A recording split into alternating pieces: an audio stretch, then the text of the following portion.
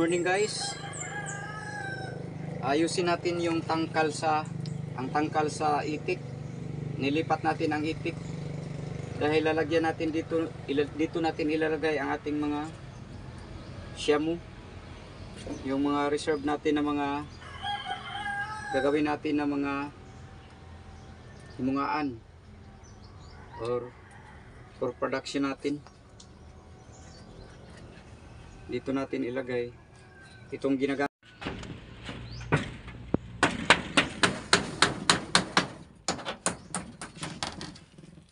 Mga tira-tira lang ang gamit na.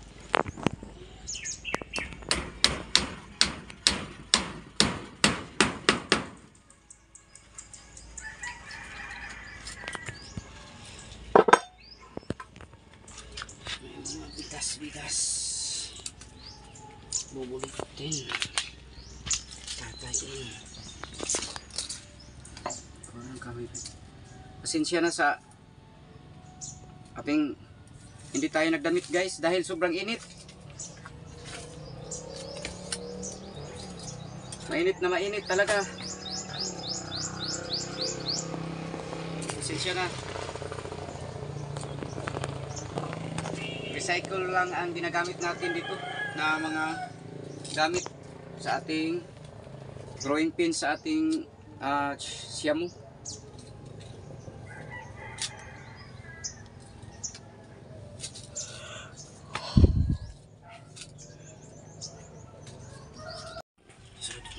Kita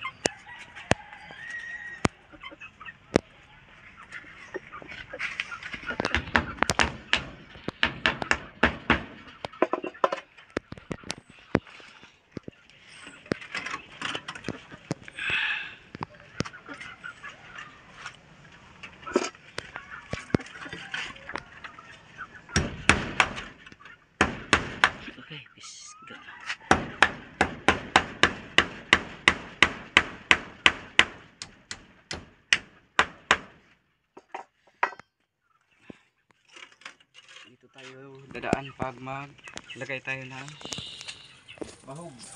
Ayan, dito, ayan, ganito lang kasimple guys ang ating grow out na bahay sa ating mga alagang shamu.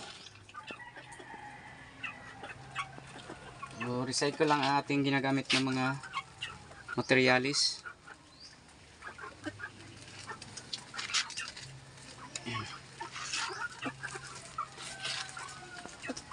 So hindi na kailangan pang maggasto pa tayo ng pera.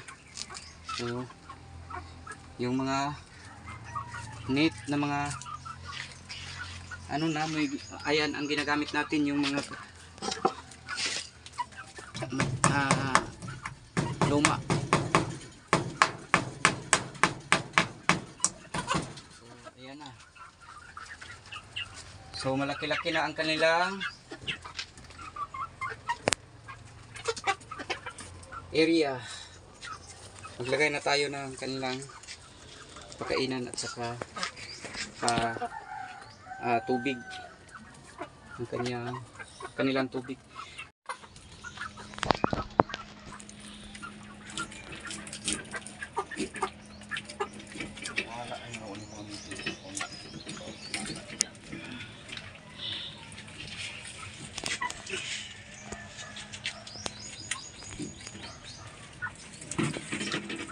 Yun lang po, maraming salamat po. God bless sa lahat. Happy farming.